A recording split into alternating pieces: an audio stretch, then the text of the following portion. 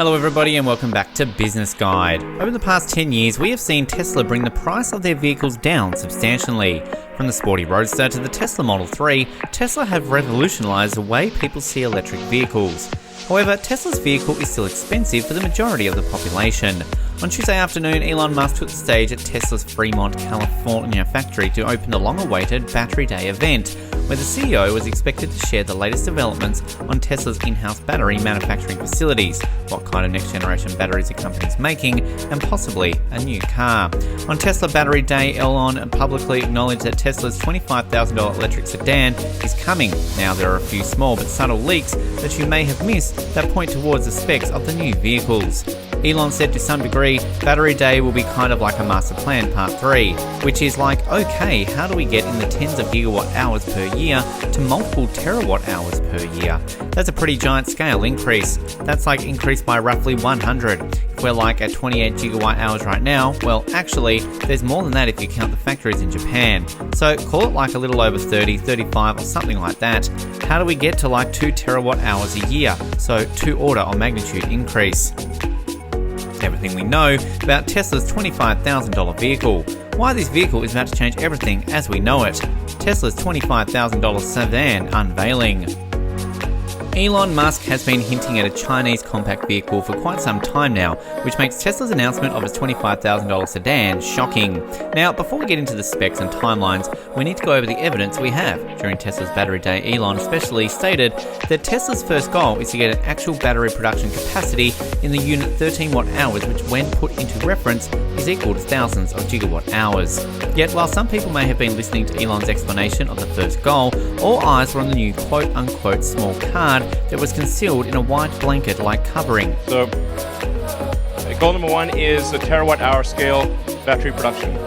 So, tera is the new giga, and a terawatt is 1,000 times more than a gigawatt. So, we used to talk in terms of gigawatts. In the future, we'll be talking in terms of terawatt hours. So, this is what's needed in order to transition the world to sustainability. 30 minutes later, another picture of the covered vehicle was shown, this time referring to battery chemistry. So in order to scale, we really need to make sure that we are not constrained by total nickel availability. In order to scale, we really need to make sure that we're not constrained by total nickel availability. I actually spoke with the CEOs of the biggest mining companies in the world and said, please make more nickel. It's very important. So I think they are going to make more nickel. But there's also... I think we need to have a kind of a 3-tiered approach to batteries. So starting with iron, that's kind of like a medium range, and then nickel manganese as sort of a medium plus, intermediate, and then high nickel for long range applications like Cybertruck and the semi. The iron that Elon mentions here is referring to the lithium iron phosphate chemistry, also known as LSP. This technology is used in the Chinese-made Model 3 and has cost per hour $80, $100. Just 20 minutes after this reference to the electric sedan, Elon finally publicly acknowledged the vehicle, saying, What does it mean for our future product? What does this mean for our future products?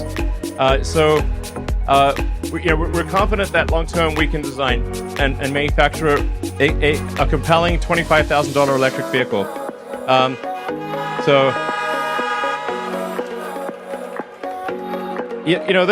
This has always been our dream from the beginning of the company.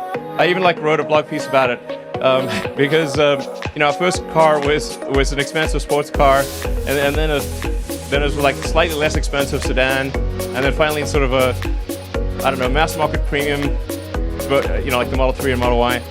But it was always our goal to try to make an affordable electric car, and I think probably like I said, about 3 years from now, we're confident we can make a very compelling $25,000 electric vehicle that's also fully autonomous.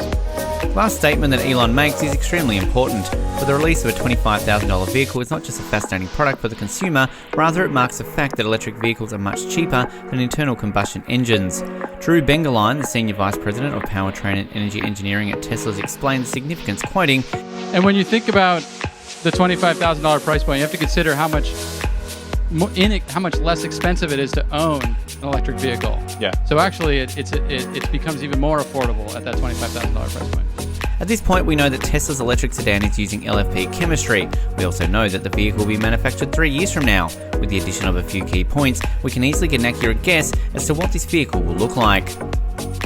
Tesla's $25,000 electric sedan, specs and timelines. Just be clear, the LFP battery chemistry will not be Tesla's Roadrunner cell, but rather it is Contemporary Amperage Technology Limited, also known as CATLS, lithium iron phosphate cell. Tesla's Roadrunner cell announced on this battery day has a higher amount of nickel that allows for a much higher energy density. This is especially important for vehicles that too heavy metals such as Cybertruck and Semi. On the other hand, Tesla's electric sedan is built primarily for family use. Elon even hinted at the fact that the sedan will be a robot taxi if full self-driving is ready by then. So given that we are already having the specs of Carl's battery, we can estimate the specs of Tesla's electric sedan. One major advantage of CATI's battery is the fact that it not only has a lifetime of 1 million miles, but also a decent energy density. When you combine this with Tesla's advanced thermal regulation, this gives Tesla's vehicle a very high driving range. According to Tesla's filing of its Chinese Model 3, the specs actually didn't change after using CATL's batteries. This all comes at a cost of $80 per kilowatt hour, according to a Reuters report. Now, keeping in mind that this isn't exactly Tesla's battery, so we can use other vehicles as a benchmark, more specifically the Xpeng P7 is an EV that has a similar curvature to Tesla's upcoming electric sedan.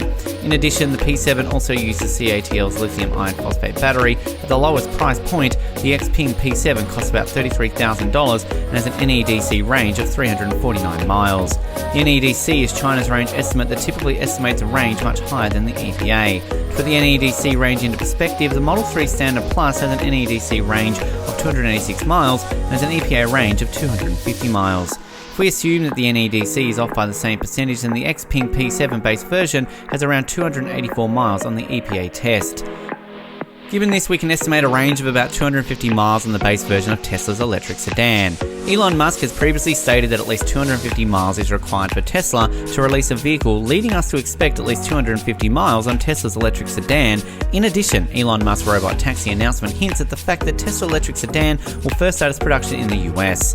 Tesla's robot taxi software, testing and coding has been primarily built in the US, so it wouldn't make sense for Tesla's $25,000 vehicle to be released in a different country first. Also, keeping in mind that Elon has been preparing a compact vehicle for China, so would it make sense for both compacts and sedan to come out in China?